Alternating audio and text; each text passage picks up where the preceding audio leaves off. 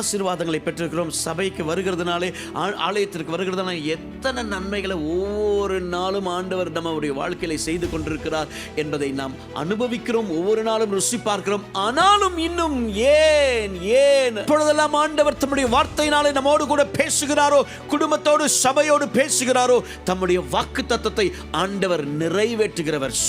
சொன்னதோடு விட்டு போய்கிறவர் அல்ல.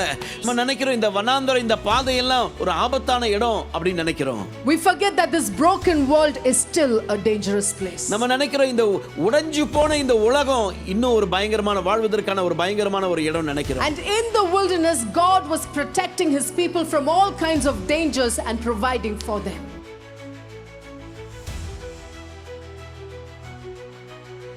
It always amazes me that when it came to the plan of redemption, God did not settle for a cheap exchange.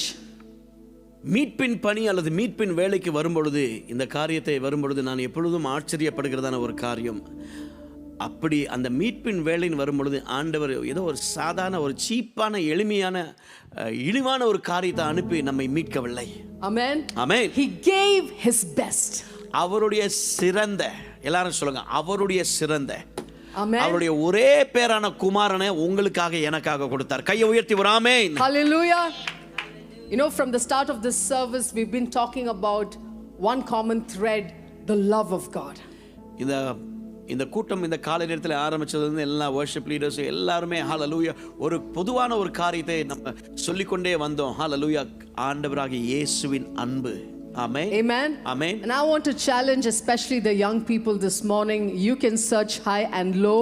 You can run from pillar to post, but you will never find a love like the love of Jesus. Amen. Amen. வாலிபர்களுக்கு பெரியவர்களுக்கு எல்லாருக்கும் நான் சொல்லுகிறேன், ஹalleluya, எங்க வேணாலும் தேடி பார்க்கலாம், எந்த இடத்துக்கு வேணாலும் போய் பார்க்கலாம், எல்லா இடங்களுக்கும் போய் பார்த்தாலும் இந்த இயேசுவின் அன்பை போல வேற சிறந்த உண்மையான மேன்மையான அன்பை வேற எங்கும் நாம் பார்க்க முடியாது. கையை உயர்த்தி ஒரு ஆமென் சொல்லுங்க பார்க்கலாம். ஆமென்.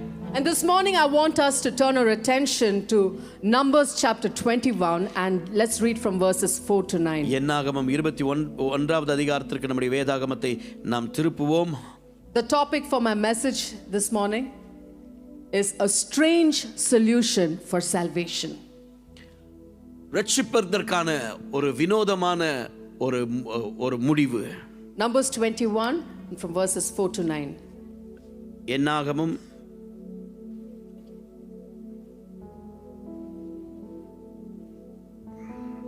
என்னாகமம் 21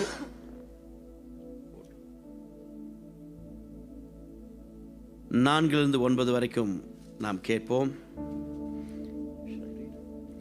அவர்கள் ஏதோம் தேசத்தை சுற்றி போகும்படிக்கு ஓர் என்னும் மலையை விட்டு சிவந்த சமுத்திரத்தின் வழியாய் பிரயாணம் பண்ணினார்கள்.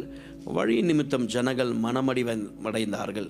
ஜனங்கள் தேவனுக்கும் மோசேக்கு விரோதமாக பேசி, நாங்கள் வனாந்தரத்தில் சாகும்படி நீங்கள் எங்களை எகிப்து தேசத்திலிருந்து வர பண்ணினது என்ன? இங்கே அப்பமும் இல்லை, தண்ணீரும் இல்லை. இந்த அற்பமான உணவு எங்கள் மனதிற்கு வெறுப்பாய் இருக்கிறது என்றார்கள். அப்பொழுது கர்த்தர் கொள்ளிவாய் சர்ப்பங்களை ஜனங்களுக்குள்ளே அனுப்பினார். அவைகள் ஜனங்களை கடித்ததினால் இஸ்ரவேலுக்குள்ளே அநேகம் பேர் ஜனங்கள் செத்தார்கள். அதனால் ஜனங்கள் மோசேயினிடத்தில் போய், நாங்கள் கர்த்தருக்கும் உமக்கும் விரோதமாய் பேசினதினால் பாவம் செய்தோம். சர்ப்பங்கள் எங்களை விட்டு நீங்கும்படி கர்த்தரை நோக்கி விண்ணப்பம் பண்ண வேண்டும் என்றார்கள். மோசே ஜனங்களுக்காக விண்ணப்பம் பண்ணினார். அப்பொழுது கர்த்தர் மோசேயை நோக்கி, நீ ஒரு கொள்ளிவாய் சர்ப்பத்தின் உருவத்தை செய்து அதை ஒரு கம்பத்தின் மேல் தூக்கி வை. கடிக்கப்பட்டவன் எவனோ அவன் அதை நோக்கி பார்த்தால் பிழைப்பான் என்றார். அப்படியே மோசே ஒரு வெண்கல சர்ப்பத்தை உண்டாக்கி அதை ஒரு கம்பத்தின் மேல் தூக்கி வைத்தான். சர்ப்பம் ஒருவனை கடித்த பொழுது அவன் அந்த வெண்கல சர்ப்பத்தை நோக்கி பார்த்து பிழைப்பான். Amen. Amen. You want us to read it in English as well? இங்கிலீஷ்ல வாசிக்கணுமா? Just to save time. Just want to take a moment and thank Pastor Sudha and his dear wife and the church family for having us this morning. இந்த காலை நேரத்திலே உங்களோடு இருப்பது பெரிய ஒரு பாக்கியம், கனமாய் கருதுகிறோம். பாஸ்டர் நம்முடைய தலைமை போதகர் பாஸ்டர் சுதா அவர்களுக்கும், பாஸ்டர் அம்மா அவருடைய குடும்பத்தார், சபை தலைவர்கள், சபைக்கும் எங்களுடைய மனமார்ந்த நன்றியை தெரிவித்துக் கொள்கிறோம். Just to give you a brief background, to this passage. இந்த பகுதிக்கு ஒரு பின்னணியத்தை நான் உங்களுக்கு சொல்லுகிறேன். The Israelites have already been wandering in the wilderness for 39 years.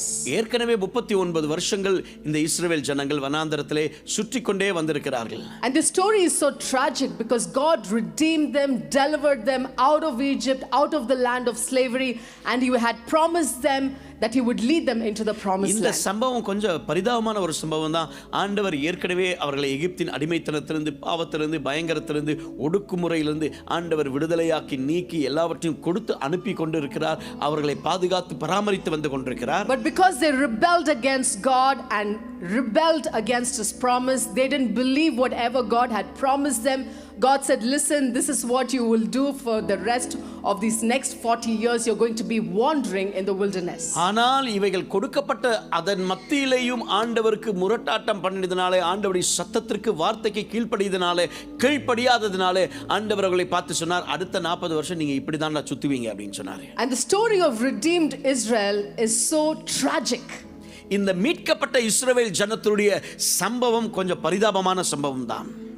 I think in those 40 years there were barely a few times that they looked to God and were grateful for what God had done. அந்த நாட்களிலே கர்த்தர் அற்புதமாய் அவர்களை போஷித்தார், காரியங்களை செய்தார், அற்புதங்களை செய்தார். ஆனால் அதற்கு மாறாக அவர்கள் அநேக முறை ஆண்டவரை தேடவில்லை. எப்போவாவது தான் ஆண்டவரை தேடினாங்க.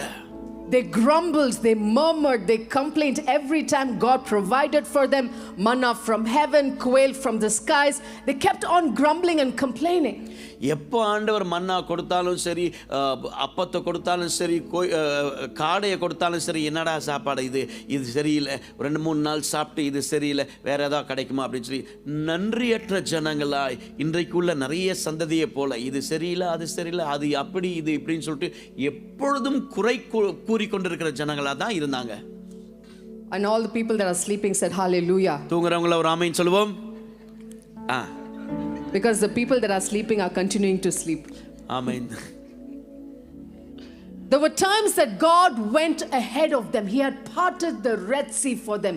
He had led them through the wilderness. And the word of God says that not one day of those 40 years God failed to provide and protect. அந்த 40 ஆண்டுகள் அவர்கள் சுற்றித் திரிந்த அந்த நாட்களை ஒரு நாளும் கூட கர்த்தர் அவர்களை கைவிடவில்லை. எல்லா நாளும் அவர்களோடு கூட இருந்தார். அவர்களுக்கு தேவையான எல்லா பராமரிப்பையும் செய்தார். அவர்களுக்கு முன்பாக சென்றார். தடையா இருந்த செங்கடலையும் அந்த ஆண்டவர் பிளந்து போய் அதிலே நடப்பதற்கும் கர்த்தர் அற்புதம் செய்தார். And here they are, 39 years have gone by. They are standing on the brink of the promised land. They are about to enter into the promised land and suddenly something happens. இப்போ 39 வருஷம் முடிஞ்சிருச்சு. 40வது வருஷம் இப்போ வாக்கு பண்ணப்பட்டதான அந்த தேசத்தின் பக்கத்திலே அருகாமையிலே நிற்கிறார்கள். கொஞ்ச நாள்ல உள்ள போயிடுவாங்க. அந்த நேரத்துல ஒரு காரியம் நடைபெறுகிறது. God is always gracious to provide a way where there seems to be no way. Amen. வழியே இல்லாத இடங்களிலே எப்பொழுதும் வழிகளை திறந்து கொடுக்கிறவர் தான் நீங்களும் நானும் ஆராதிக்கிற தேவன். ஆமென். But some of us complain. ஆனா அப்படி இருந்தும் குறை சொல்ற ஆட்கள் உண்டு. Complain.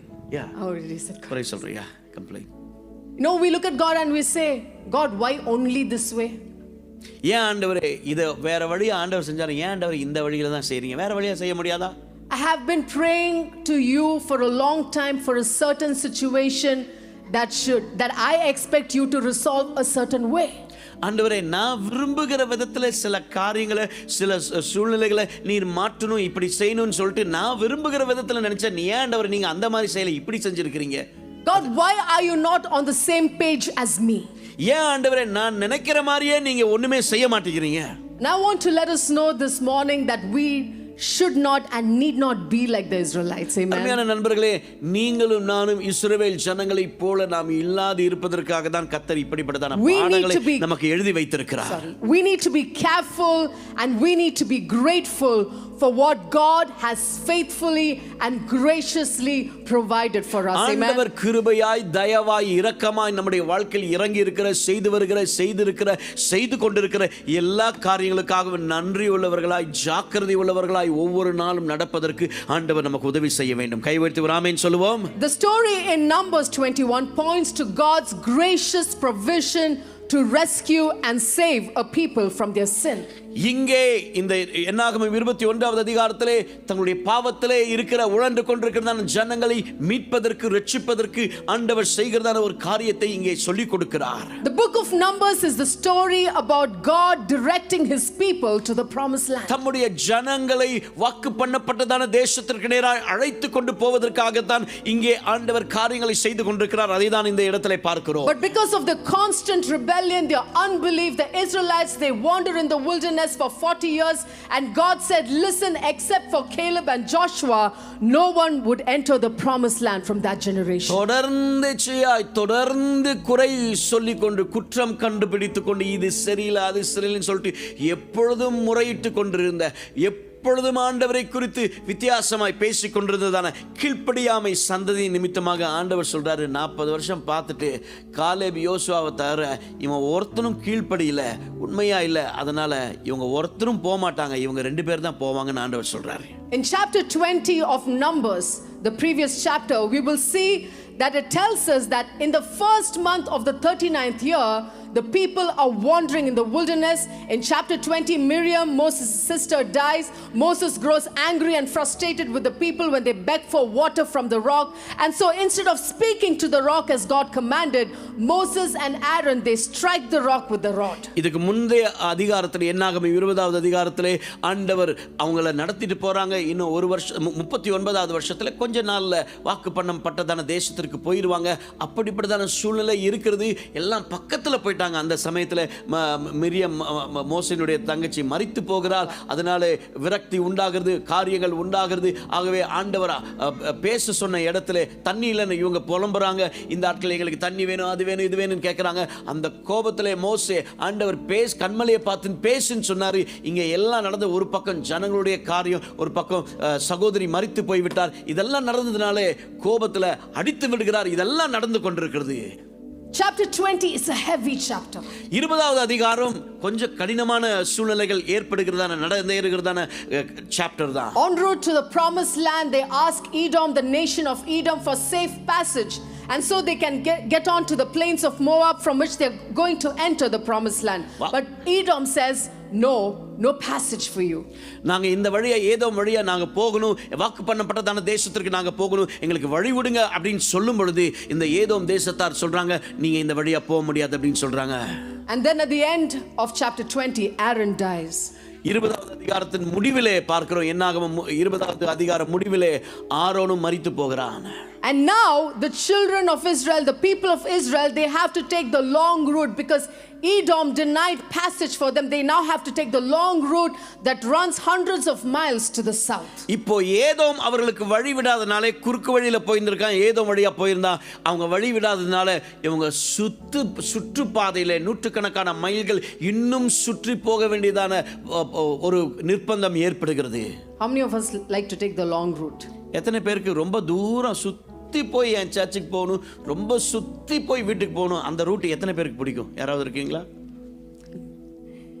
ஊர் சுத்தி. Picture this, millions of Israelites, they are on the march, they're walking, they have a long way, they have to go all around, and you and I know how much of a pain it is to go the long route. எல்லாம் இவங்க நடந்து போகணும். இப்போ இன்னைக்கு மாதிரி கார்லாம் கிடையாது. அந்த நாட்களில் ஒன்றும் கிடையாது. நம்ம நினச்சிட்டு இருக்கோம் காரில் பிளெயினில் போனாங்க, அப்படியெல்லாம் கிடையாது. கால்நடையாக போகணும். 1 கிலோமீட்டர் போகணுன்னாலும் நடந்தால் போகணும். 100 கிலோமீட்டர் 200 கிலோமீட்டர் போகணுன்னாலும் அந்த வெயிலையும் மழையிலையும் பனியிலையும் நடந்து தான் போகணும். அந்த நாட்களில் கொஞ்சம் யோசிச்சு பாருங்க. In the start of Numbers 21, they've just fought a battle. 21வது அதிகாரத்திலே பார்க்கிறோம் ஒரு யுத்தம் நடக்கிறது. And after fighting a battle, after traveling for so long, and they still have a long way to go, the people, the word of God says, they get impatient, they get frustrated, they get tired, and they come to God with a complaint. ஒரு பக்கத்தில் யுத்தம் பண்ணி தான் போக வேண்டியதாக இருக்கிறது. அதுக்கப்புறம் நடந்து ரொம்ப தூரம் நடந்து போக வேண்டியதான ஏதோ வழி விடல, அதனால் சுற்றி போகிறாங்க. எல்லாம் ஒன்றா சூழ்ந்து ஒரே நேரத்தில் வந்ததுனால இவங்களுக்கு ஆண்டவரை குறை சொல்ல ஆரம்பிக்கிறாங்க. இது என்ன சரியில்லை, அது சரியில்லை, இப்படி அப்படின்னு சொல்லிட்டு குற்றம் கண்டுபிடிக்க ஆரம்பிக்கிறாங்க, முறுமுறுக்க ஆரம்பிக்கிறாங்க ஆண்டவருக்கு விரோதமாக. And the word of God says in Numbers chapter 21 verse 5 that the people spoke against God and Moses. என்னாகமம் 21வது அதிகாரத்திலே நாம் வாசிக்கிறோம், நமக்கு தெரியும், ஜனங்கள் ஆண்டவருக்கு விரோதமாகவும் மோசேக்கு விரோதமாகவும் பேசினார்கள், முறுமுறுத்தார்கள். அதுதான் நடந்துச்சு. And the Hebrew word for spoke that is used in verse 5, it appears only 61 times in the Old Testament, and out of the 61 times 50 times it is used by God to decree, to declare, to speak with authority. 10 times it is used by Moses, and only here in this one place it is used by the people. இந்த இடத்துல பார்க்கிறோம், இந்த 5வது அதிகாரத்திலே அவர்கள் விரோதமாய் பேசினார்கள் என்று நாம் பார்க்கிறோம். 61 முறை பழைய ஏற்பாட்டில் இது வருகிறது, இந்த காரியங்கள் வருகிறது. இங்கே ஒரு முறை பேசியிருக்கிறார்கள், 10 முறை மோசே அதை பேசியிருக்கிறான். And 50 times it's used by God. 50 முறை ஆண்டவரால் பேசப்பட்டது. Now I was thinking, what does that mean? நான் யோசிச்சு பார்த்தேன், இதெல்லாம் என்ன அப்படின்னு சொல்லிட்டு. It means that people are using an authority, they're claiming an authority that they did not have. They were trying to tell God what to do. அப்படி என்றால் இதை நான் யோசித்து பார்த்ததிலே, நான் ஆராய்ந்து பார்த்ததிலே, தங்களுக்கு இல்லாத ஒன்றை, அவங்களுக்கு அதிகாரம் கையில் கிடையாது, ஆனால் இல்லாத ஒன்றை ஆண்டவர்கிட்ட எப்படி செய்யணும் அப்படின்னு சொல்லிட்டு அவர்களே அதிகாரத்தை கையில் எடுத்து ஆண்டவருக்கு அதிகாரம் பண்ணுற மாதிரி, ஆண்டவரை அதிகாரம் பண்ணுகிறதான அளவில் நீர் இப்படி தான் செய்யணும்னு சொல்லிட்டு சொல்லுகிற அளவிலே ஜனங்கள் துணிந்தார்கள். They were saying, God, you owe it to us. We've been in the wilderness all this time. It's been so hard. We deserve better. They started to complain.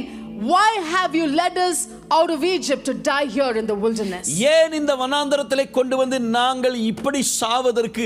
அங்கே எல்லாம் இருந்தது, வசதிகள் இருந்தது, வாய்ப்புகள் இருந்தது, அதெல்லாம் விட்டுட்டு இங்கே ஏன் கொண்டு வந்து நீர் இந்த காரியத்தை எங்களுக்கு செய்து கொண்டிருக்கிறீர்? வனாந்தரத்திலே சாவதற்காகவா எங்களை இங்கே கொண்டு வந்திருக்கிறீர் கேட்கிறாங்க, முறுமுறுக்கிறாங்க. At first glance we would say, Israelites, why all this? Don't you remember what God did for you? Why do you have to go down this path again and again, complaining, murmuring, grumbling? I want to tell you, we are like them sometimes. நம்ம உடனே இதை பார்த்துட்டு இவன் ஏன்டா இப்படி சொன்னா அப்படின்னு யோசிக்கலாம்.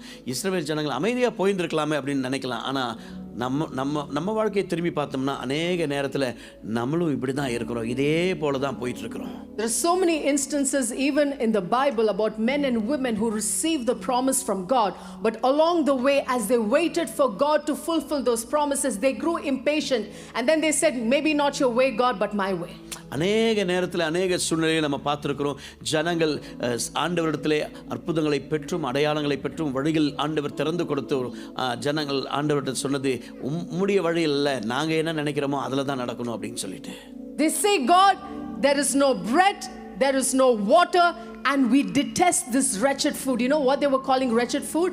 The manna that God gave to them from heaven. பரலோகத்திலிருந்து வந்த சாப்பாடு தான் மன்னா. எங்கள் கிச்சன்லையும் யாரும் தயாரிக்கல, உன்னதத்திலேருந்து ஆண்டவர் சூப்பர் நேச்சுரலாக கொடுத்த மன்னா, பரலோகத்திலேருந்து வந்த அந்த சாப்பாடை அருவருப்பான சாப்பாடுன்னு சொல்ல ஆரம்பிக்கிறான் இந்த மனுஷன். யோசிச்சு பாருங்க. I don't know if this comes as a warning for some of us today. சில நேரத்தில் நமக்கு இது ஒரு எச்சரிப்பாய் ஆண்டவர் வைத்திருக்கிறாரோ என்னவென்று தெரியவில்லை. இந்த குட் ஃப்ரைடே இந்த நாளிலே We've experienced the goodness of God. It's been some years that we walked with God, and along the years, if you're not careful, we can develop an attitude of ingratitude. ஆண்டவருடைய கையிலிருந்து எத்தனையோ நன்மைகளை பெற்றிருக்கிறோம், ஆசீர்வாதங்களை பெற்றிருக்கிறோம். சபைக்கு வருகிறதுனாலே, ஆலயத்திற்கு வருகிறதுனால எத்தனை நன்மைகளை ஒவ்வொரு நாளும் ஆண்டவர் நம்முடைய வாழ்க்கையில செய்து கொண்டிருக்கிறார் என்பதை நாம் அனுபவிக்கிறோம், ஒவ்வொரு நாளும் ருசி பார்க்கிறோம். ஆனாலும் இன்னும் ஏன் இந்த பாதை, ஏன் இந்த வழி, ஏன் ஆலயத்துக்கு வரணும், ஏன் இந்த கூட்டத்திற்கு வரணும், ஏன் ஜெபத்திற்கு வரணும் என்கிறதான நிறைய கேள்விகள் அநேகருக்குள்ளே. The real issue wasn't the food or their taste buds. Wasn't the food or உண்மையா பிரச்சனை என்னன்னா, இந்த ஆட்களுக்கு அந்த டேஸ்ட் பட்லயோ சாப்பாட்லயோ அங்க பிரச்சனை கிடையாது. The problem was with the condition of their hearts. என்ன பிரச்சனை அப்படின்னா அவங்களுடைய இருதயத்தின் நிலைமை, அதுதான் பிரச்சனை. இருதயம் தான் பிரச்சனையே. Jesus said, out of the overflow of the heart the mouth speaks. இருதயத்தின் நிறைவினால் தான் வாய் பேசும். They had begun to take God so much for granted, the provision that God had given to them, the protection that God had surrounded them with, they kept on at it for 39 long years, and they began to be ungrateful for whatever God had done for them. 39 ஆண்டுகள் அற்புதமாய் ஆச்சரியமாய் அதிசயமாய் இந்த ஆண்டவர் நடத்தி வந்தார். ஆனாலும் இன்னும் அவர் சரியாக செய்யவில்லை என்கிறதான குறையோடு குறை சொல்லுகிற ஒரு ஜனமாய் தான் இந்த இஸ்ரவேல் ஜனங்கள் வாழ்ந்து கொண்டே வந்தார்கள். They rejected the provision and the protection of God. ஆண்டவருடைய பாதுகாப்பையும் ஆண்டவருடைய பராமரிப்பையும் அவர்கள் வெறுத்தார்கள், புறக்கணித்தார்கள். And when you reject the gift of God's provision and the gift of God's protection, you're also rejecting the giver. ஆண்டவருடைய பராமரிப்பையும் ஆண்டவருடைய இரட்சிப்பையும் என்றைக்கு நாம் புறக்கணிக்கிறோமோ ஆண்டவரையே நாம் புறக்கணிக்கிறோம் என்பதுதான் அர்த்தம். Amen. Amen. The word of God says, until our hearts are made right, we will never be fully satisfied. வேதம் சொல்கிறது, நம்முடைய இருதயம் சரி செய்யாத படாத பட்சத்தில் இந்த காரியத்திலே ஒரு நாளும் நாம் மீட்பை காண முடியாது. Amen. Amen. Hallelujah. There are 5 things that the Israelites failed to do. 5 காரியங்கள் இஸ்ரவேல் ஜனங்கள் அந்த நாளிலே செய்வதற்கு தவறினார்கள். And I pray this will be a checklist for our own hearts. நம்முடைய சொந்த இருதயத்தை ஒவ்வொரு நாளும் நாம் சோதித்து பார்ப்பதற்கு இது ஒரு செக்லிஸ்டா பரிசோதித்து பார்க்கிற ஒரு காரியமாய் மாறட்டும். Number 1, they did not acknowledge his power. முதலாவது, ஆண்டவருடைய வல்லமையை அவர்கள் அடையாளம் கண்டு கொள்ளாமல் இருந்தார்கள். I don't know, standing at the edge of Red Sea, and seeing God ask Moses, stretch forth your rod, and the sea parting, and you walking in the middle of that sea. I don't know how the Israelites did not have a glimpse of God's power. They did not appreciate God's power. I don't know how.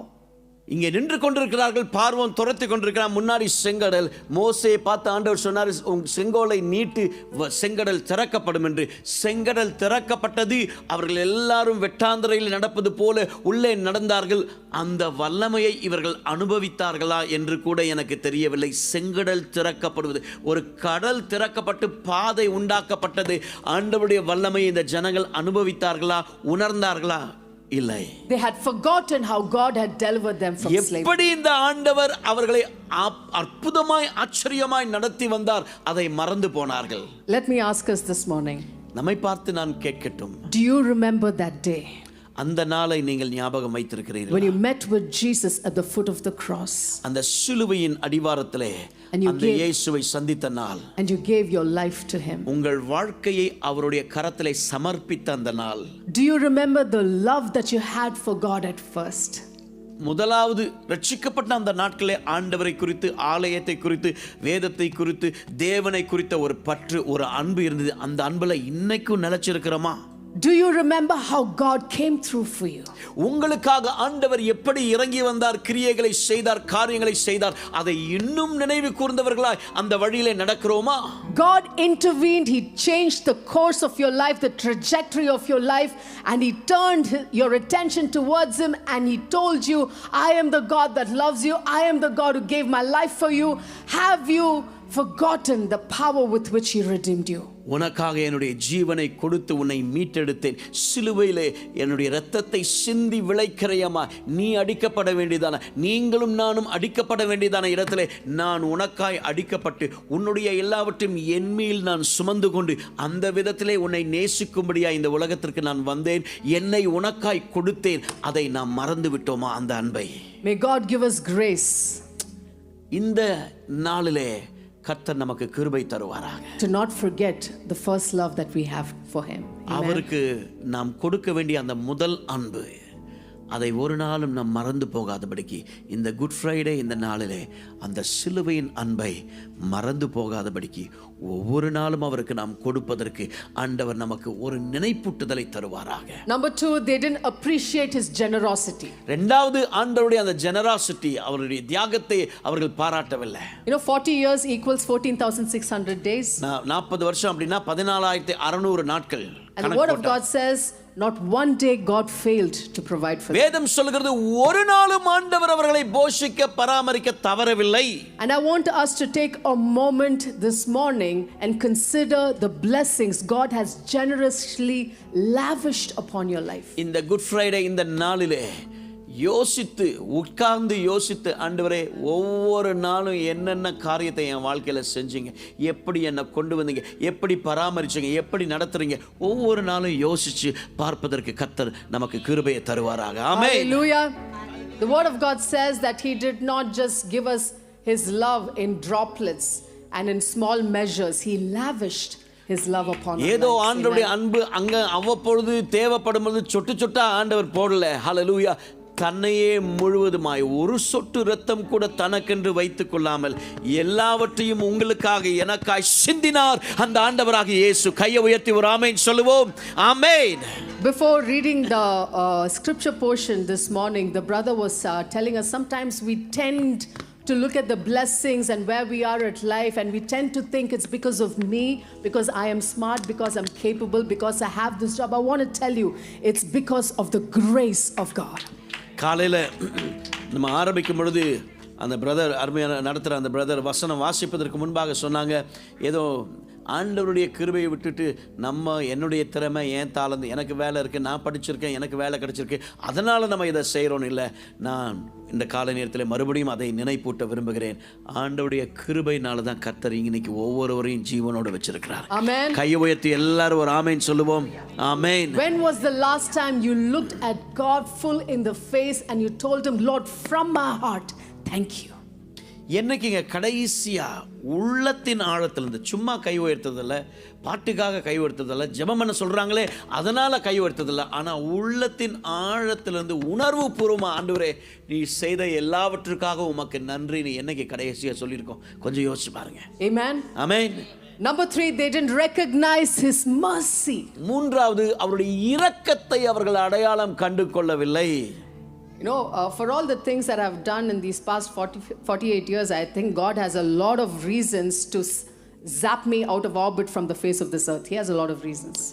இந்த 48 வருஷம் என்னுடைய வாழ்க்கையிலே நடந்த காரியங்கள் எல்லாவற்றிற்காகவும், நான் செய்த காரியங்களுக்கு ஆண்டவர் என்னை எங்கேயோ தள்ளி இருக்கணும், என்னை ஆள் இல்லாமல் முடிச்சிருக்கணும். But you and I, we're still standing because he has been merciful towards us. அருமையானவர்களே, நீங்களும் நானும் ஜீவனோடு உயிரோடு இன்னைக்கும் இந்த ஆலயத்தில் நம்ம இருக்கிறோம். ஜீவனோடு இருக்கிறோன்னா அவர் நம்மேல் போட்ட பிச்சை, அவருடைய கிருபை, அவருடைய இரக்கம்னு உணர்றவங்க மாத்திரம் கையை உயர்த்தி ஒரு ஆமென் சொல்லுங்க பார்க்கலாம். ஆமென். அதனால தான் இன்னைக்கும் நான் ஜீவனோடு இருக்கிறேன். Hallelujah. Yes. When God was about to reveal his glory to Moses, he revealed himself through his word, and he said, I am the Lord, the compassionate, gracious God, the slow to anger and abounding in love kind of a God.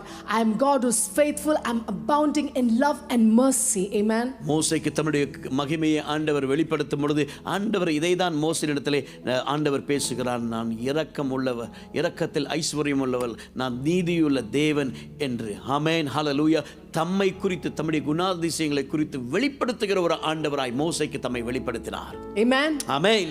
Learn to appreciate the mercy that God shows us every single day. அருமையானவர்களே, ஒவ்வொரு நாளும் இந்த ஆண்டவருடைய கிருபையை, ஆண்டவருடைய தயவை நம்மேல் விசேஷமாய் ஆண்டவர் பாராட்டி வருகிற அவருடைய இரக்கத்தை, அதை நாம் பாராட்ட கற்றுக்கொள்வோம். ஆமென். Number 4, they didn't accept his sovereignty. நான்காவது, ஆண்டவருடைய ஆளுகை, சர்வ ஆளுகையை அவர்கள் ஏற்றுக்கொள்ளவில்லை. How many of us here agree with me this morning that God is God and he knows all things?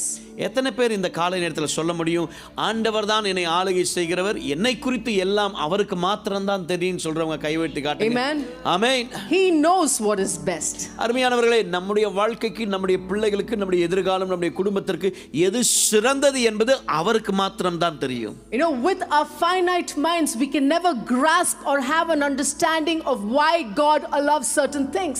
நமக்கு இருக்கிறதான இந்த சின்ன அறிவை வச்சு ஆண்டவர் ஏன் இந்த பாதை, ஏன் இந்த காரியத்தில் என்னை நடத்துகிறார் என்று நாம் ஒரு நாளும் குறை சொல்ல முடியாது, கேட்கவும் முடியாது.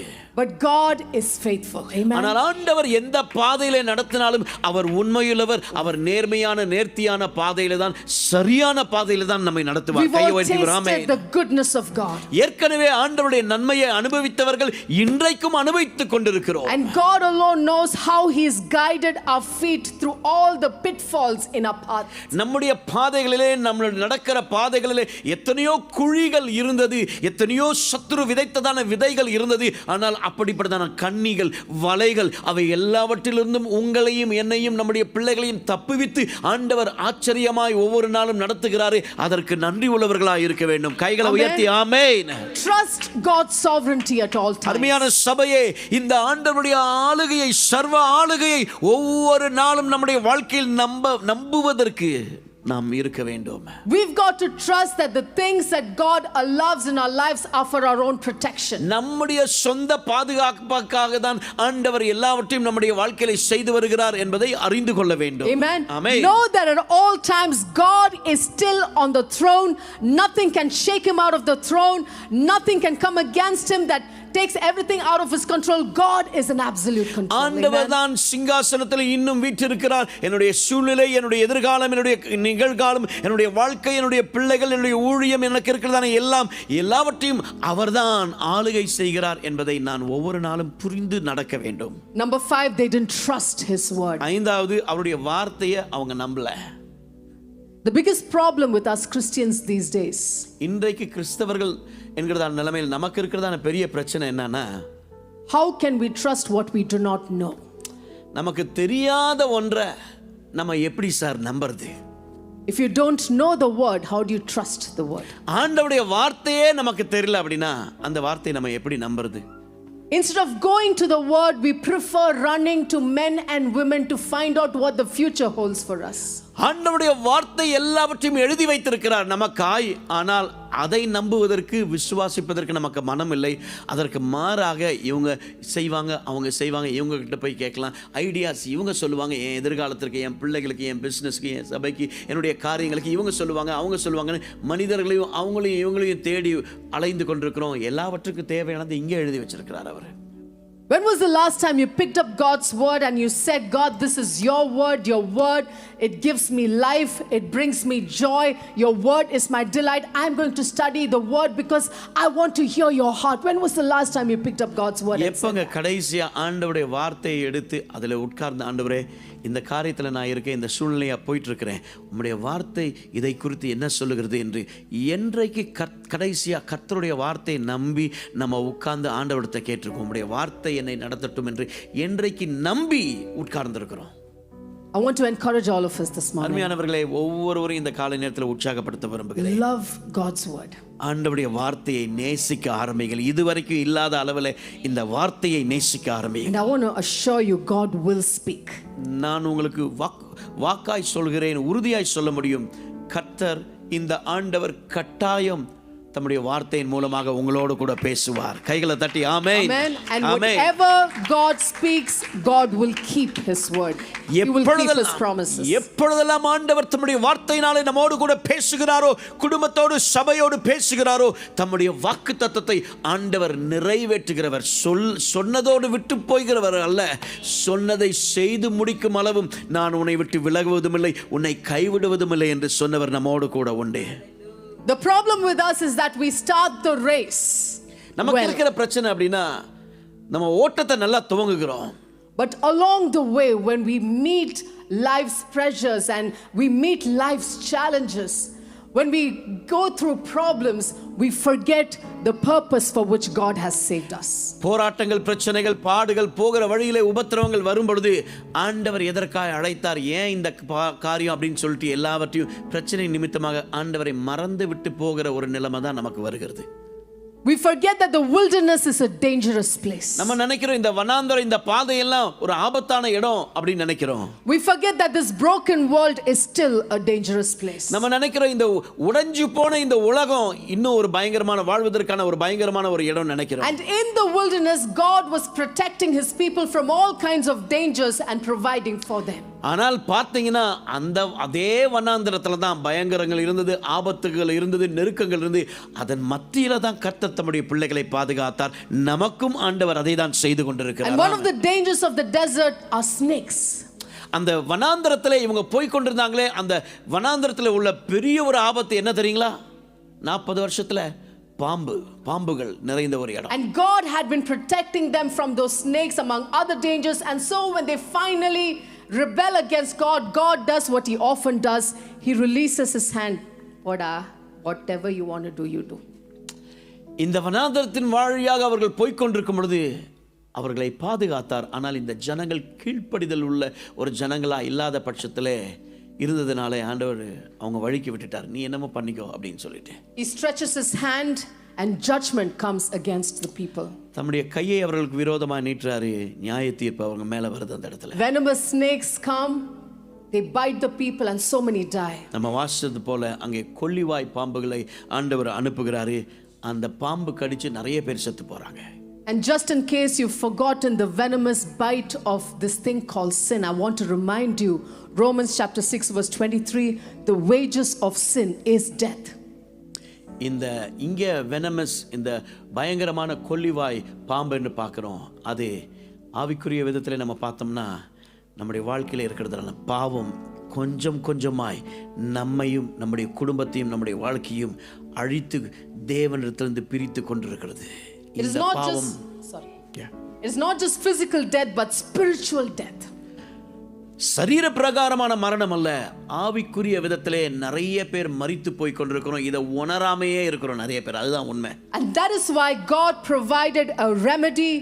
He provided a rescue that we could never have come up with on our own. Amen. அதனால தான் ஆண்டவரே நமக்கு ஒரு பிராயச்சித்தத்தை செய்தார். நீங்களும் நானும் இதிலிருந்து விடுபட முடியாது, மீட்கப்பட முடியாது என்பதற்காக தம்முடைய ஒரே பேரான குமாரனை சிலுவையிலே அடிக்கப்படுவதற்கு ஒப்பு கொடுத்தார். Verse 6 says the people, as everyone was dropping down dead, they rushed to Moses. It was a sense of urgency that they had, an emergency case, and they said, Moses, tell the Lord to take away the snakes. இப்போ நிறைய பேர் செத்து போன உடனே எல்லாம் ஜனங்களா ஓடுறாங்க. இப்போ மோசேட்ட ஓடுறாங்க, ஆண்டவர்கிட்ட போய் சொல்லுங்க ஜனங்களா செத்து போறாங்க, ஆண்டவருடைய கை நீட்டப்படுவதற்கு ஆண்டவர்கிட்ட ஜெபம் பண்ணுங்க அப்படின்னு ஓடி போய் சொல்றாங்க. They say we have sinned against the Lord. இப்போ சொல்றாங்க இதெல்லாம் நடந்ததுக்கு அப்புறம் நாங்க ஆண்டவருக்கு விரோதமா பாவம் செஞ்சிட்டோம். What a beautiful thing confession is. Amen. அறிக்கை பண்ணுவது எவ்வளவு அழகான ஒரு காரியம் தெரியுங்களா? Confession opens the door for God's mercy to come into our lives. இந்த அறிக்கை பண்ணுகிறதான காரியம் என்ன தெரியுங்களா? நான் பண்ணிட்டேன், இது தப்பு தான் அப்படின்னு சொல்லிட்டு என்னைக்கு அந்த பாவத்தை அறிக்கை பண்ணுகிறோமோ அது பரலோகம் நமக்காய் கிரியை செய்வதற்கு, ஆண்டவர் தம்முடைய வாசலை அனுப்புவதற்கு, தம்முடைய கரத்தை நம்முடைய வாழ்க்கையிலே செய்வதற்கு, ஆமென், அற்புதத்தை செய்வதற்கு அது வழியை திறக்கிறது. Amen. Amen. May we have a sense whenever we come against God with our attitude, with our deeds, with our words, and we know that we have sinned against God, may we be quick to confess and repent. ஆண்டவருக்கு விரோதமாய் எந்த விதத்திலே எப்பேற்பட்ட விதத்திலே பாவம் செய்திருந்தாலும், ஆண்டவரே நான் இதை செய்து விட்டேன், இந்த தவறை செய்து விட்டேன், இந்த காரியத்திலே நான் தவறி இருக்கிறேன், உம்முடைய சமூகத்திலே இதை நான் அறிக்கை செய்கிறேன் என்று என்றைக்கு ஆண்டவருடைய சமூகத்திலே வந்து அதை மனம் திறந்து, சும்மா வாயளவிலே சொல்வதல்ல, ஏதோ ஒரு ஞாயிற்றுக்கிழமை வந்துட்டு சொல்லி போவதல்ல, ஆனால் இது இருதயபூர்வமாய் அதை ஆண்டவருடைய சமூகத்தில் திறக்கும் பொழுது அங்கே ஒரு மீட்பு உண்டாகிறது, மன்னிப்பு உண்டாகிறது, ஒரு விமோச்சனம் உண்டாகிறது. ஆமென். Hallelujah.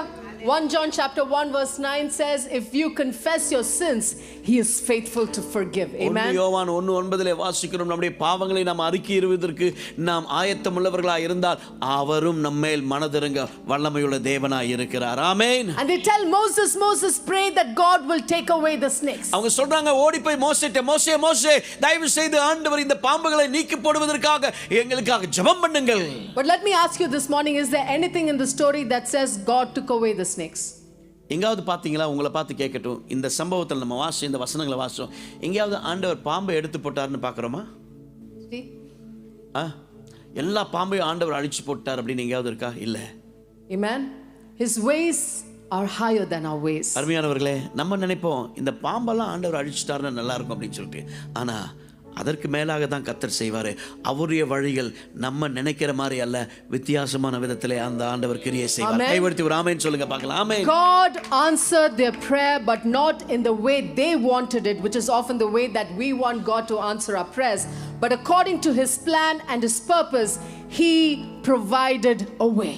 ஆமென். நிறைய நேரத்தில் நான் இந்த விதத்தில் இப்படி தான் ஆண்டவர் அற்புதம் செய்யணும், இப்படி தான் காரியத்தை செய்யணும், நம்மளே ஆண்டவரை பார்த்து மிரட்டிட்டு இருப்போம். இதை செய்யுங்க, அதை செய்யுங்க, இதை தாரும், அதை தாரும், இப்படி தாங்க அப்படின்னு சொல்லிட்டு. ஆண்டவர் அப்படி செய்ய மாட்டார்.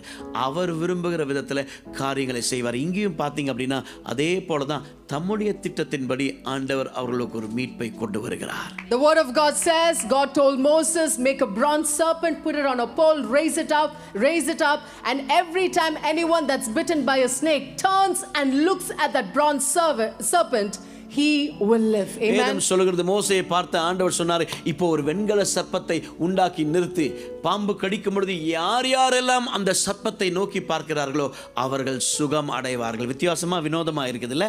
Hallelujah. Amen. In John chapter 3 verse 14, யோவான் 3:14 வாசிக்கிறோம். Jesus is talking to a seeker and his name was Nicodemus. ஆண்டவர் நிக்கோதேமு அவரோடு பேசிக் கொண்டிருக்கிறார். And Nicodemus is a man who knows the law. இந்த மனுஷன் நிக்கோதேமு சட்டத்தை படித்திருந்தவன், கற்றுத் தேர்ந்தவன். He knows the story in Numbers 21. என்னாகமம் 21 என்ன நடந்துச்சுன்னு சொல்லிட்டு இந்த நிக்கோதேமுக்கு நல்லா தெரியும். But when Jesus tells him, Nicodemus, you need to be born again to inherit eternal life, Nicodemus asks him, how can this be? ஆண்டவராகிய இயேசு கிறிஸ்து நீ மறுபடியும் பிறக்க வேண்டும் என்று சொன்ன பொழுது இது எப்படி அப்படி என்று கேட்கிறான்.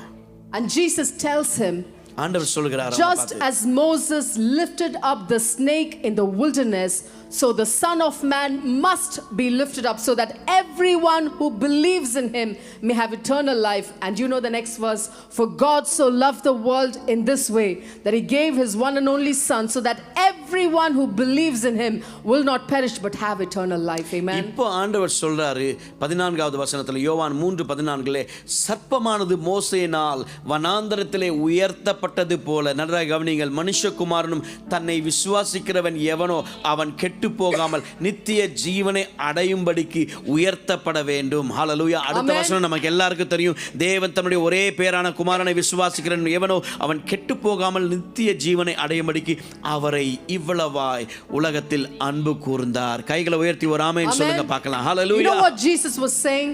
ஆண்டவர் என்ன சொன்னார் தெரியுமா? He says, I am the fulfillment of that story in Numbers 21.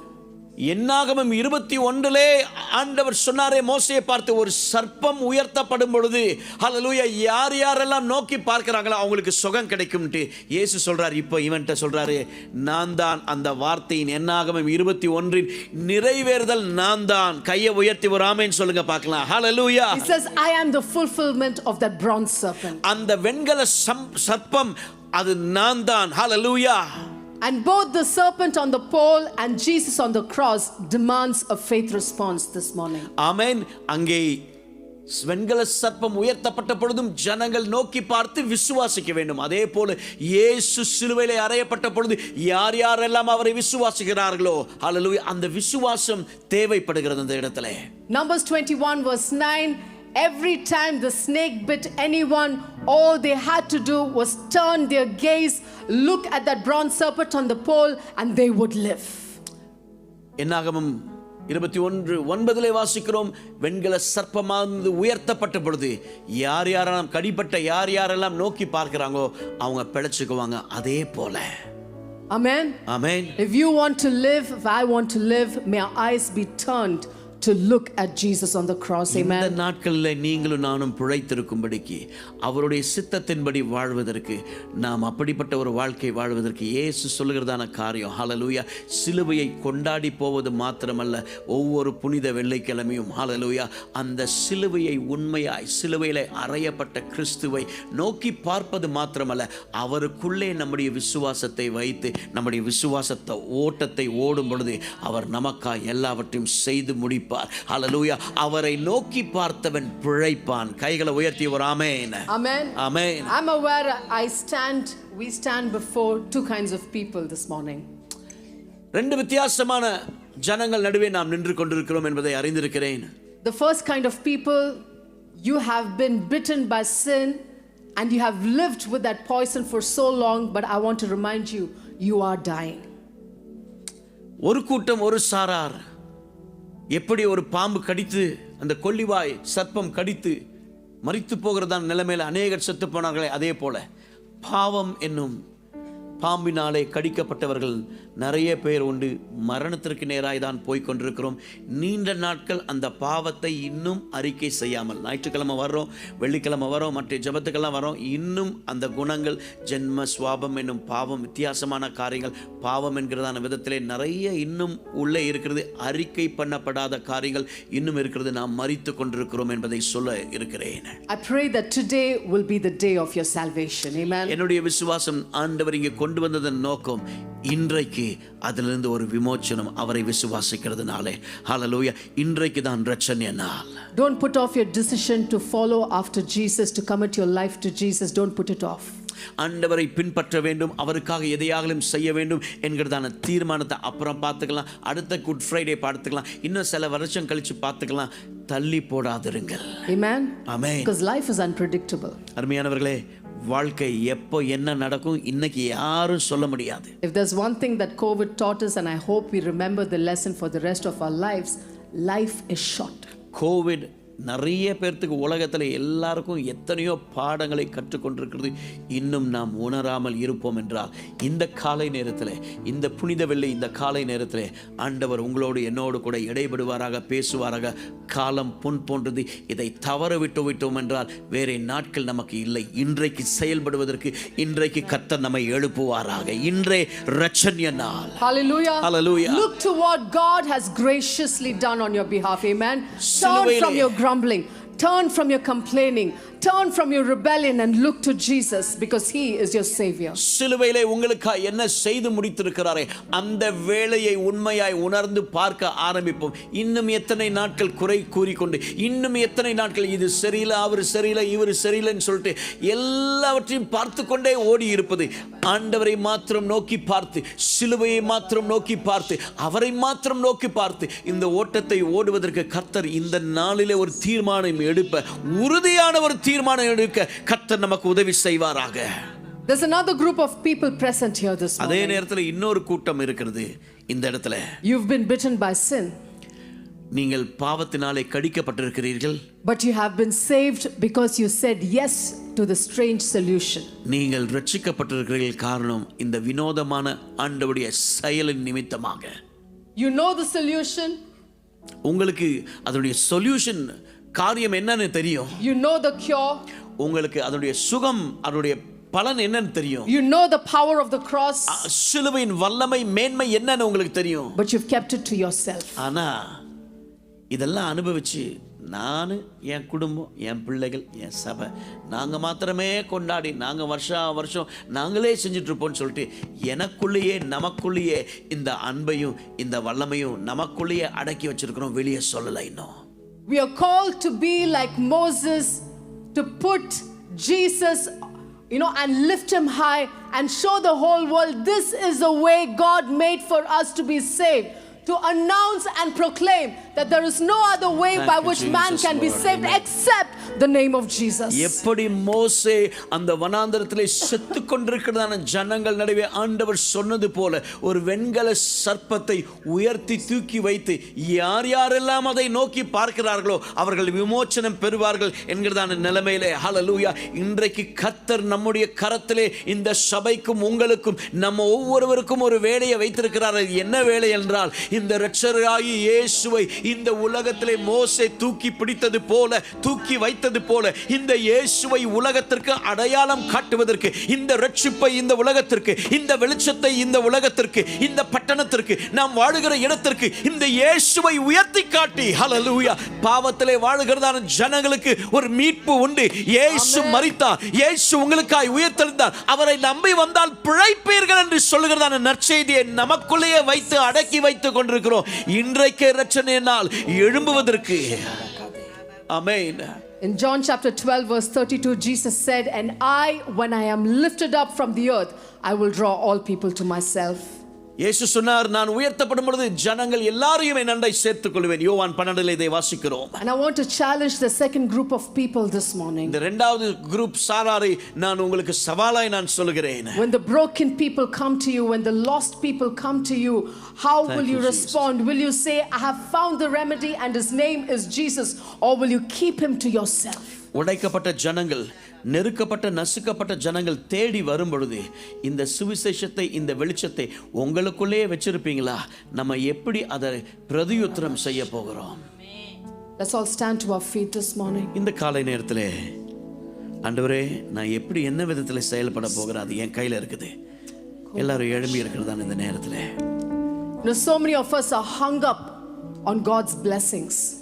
நிறைய பேர் ஆண்டவருடைய ஆசீர்வாதத்தை அப்படியே மாட்டி வச்சிருக்கிறோம்.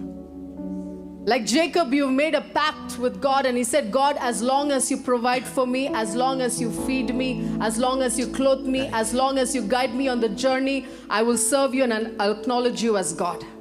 ஆண்டவரே, நீர் யாக்கோப் மாதிரி தான், எனக்கு தேவையை சந்திப்பீங்க, என்னை போஷிப்பீங்க, என்னை நடத்துனீங்கன்னா நான் எல்லாமே நல்லா செய்வேன்.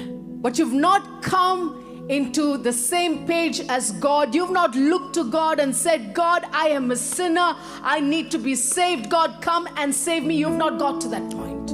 ஆண்டவரே, நீர் எனக்குள்ளே வாரும், என்னை ரட்சியும், என்னை மாற்றும், இந்த வெளிச்சத்தை நான் வெளியே கொண்டு செல்ல வேண்டும். அந்த ஒரு இடத்திற்கு இன்னைக்கு நிறைய பேர் வரல. The end goal of life is not miracles and breakthroughs and blessings from the hand of God. நம்முடைய வாழ்க்கையின் கடைசி லட்சியம் வெறுமனே அற்புதம், அடையாளம், சூப்பர் நேச்சுரல், எனக்குள்ள இது நடக்கணும், அது நடக்கணும், என் குடும்பம் பாதுகாக்கப்படணும், நாங்கள் நல்லா வாழணும், செழிப்பாக வாழணும், இது அல்ல. The bite of sin needs to be dealt with first.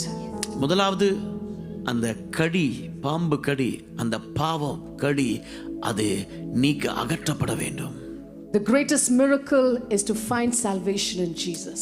பெரிய அற்புதம் இந்த உலகத்திலே இருக்கும் அப்படின்னா, இயேசு கிறிஸ்துவை சொந்த ரட்சகராக ஏற்றுக்கொண்ட அந்த நாள், அந்த ரட்சிப்பின் நாள் தான். சால்வேஷன், ரட்சிப்பு தாங்க பெரிய அற்புதம் நம்ம வாழ்க்கையில பெற்றுக்கொள்கிறது. With all eyes closed, if there's anybody here you've never really given your life to Jesus, now is the moment. Lift up your hands and say, Jesus, come into my heart today. எல்லா கண்களும் மூடப்பட்டிருக்கிறதா இந்த நேரத்தில், இந்த காலை நேரத்தில்? இது வரைக்கும் என் உள்ளத்தை உண்மையா நான் கொடுக்கல. ஆலயத்துக்கு வரேன், 20 வருஷம், 30 வருஷம், 40 வருஷம் கிறிஸ்தவனா இருக்கிறேன், எல்லாம் பாரம்பரியமா மேற்போக்கில் எல்லாத்தையும் செஞ்சுட்டு இருக்கேன். ஆனால் உண்மையாக என் இருதயத்தை நான் கொடுக்கல. ஊழியம் செய்கிறேன், அதை பண்ணுறேன், இதை பண்ணுறேன், ஆனால் உண்மையாக என் பாவம் இன்னும் அறிக்கை பண்ணப்படலை.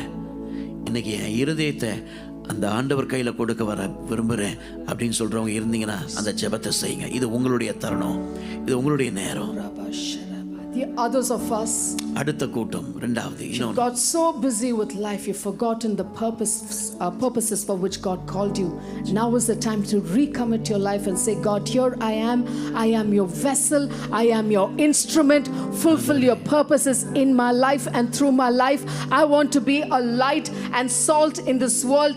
Every time somebody walks up to me, I want to shine the light of Jesus in their lives.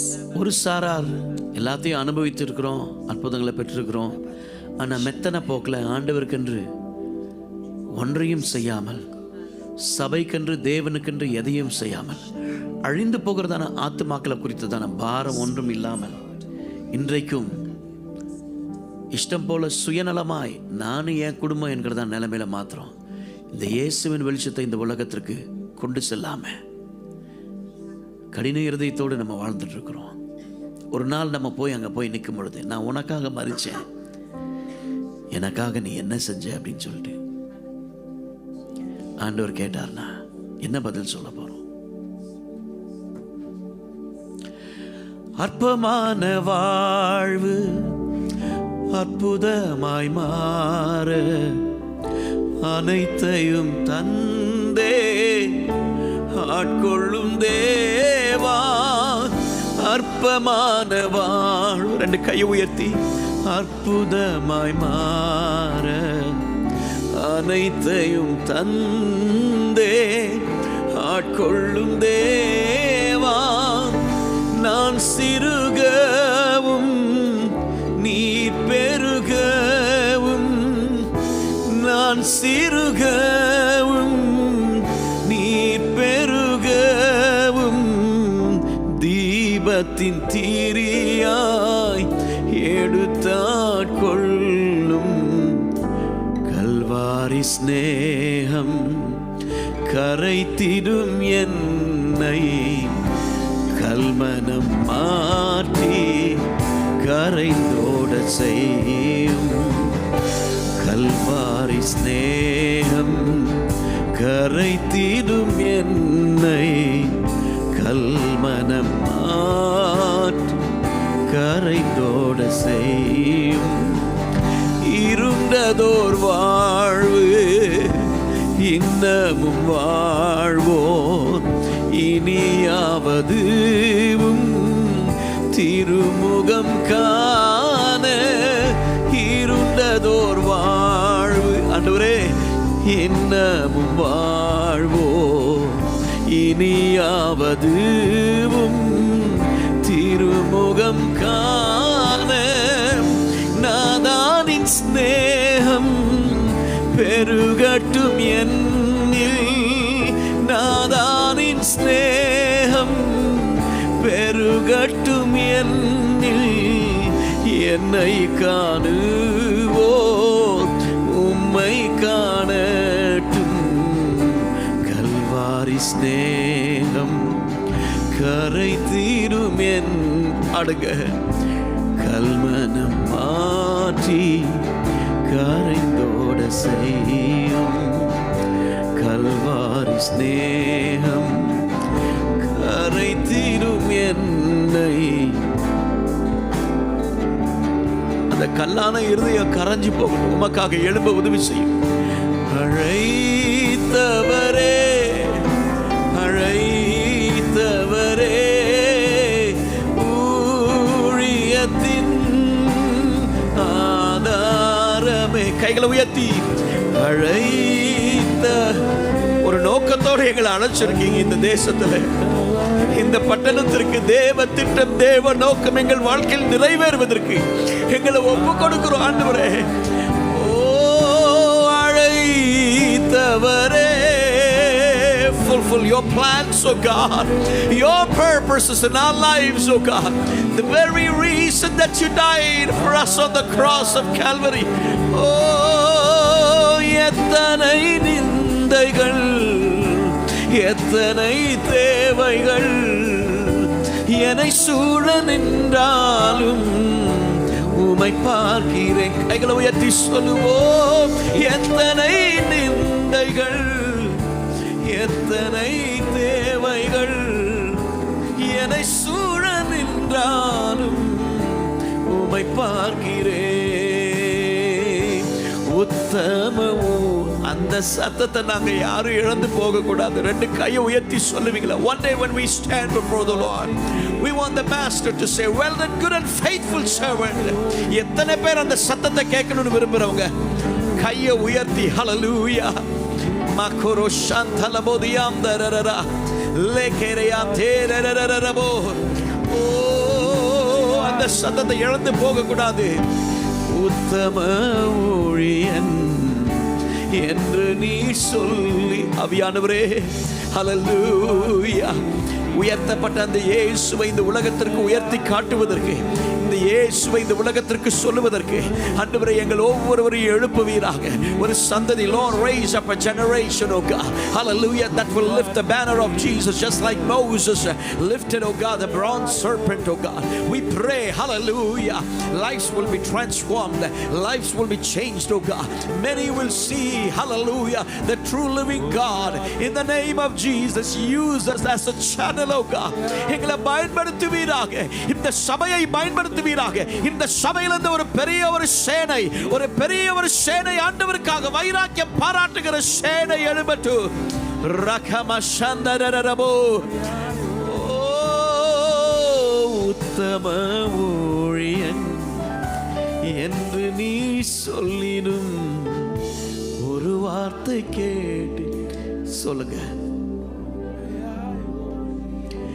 அழைத்தவரே அழைத்தவர். எங்க மூத்த தலைமை போதகரோடு கூட சேர்ந்து தேவ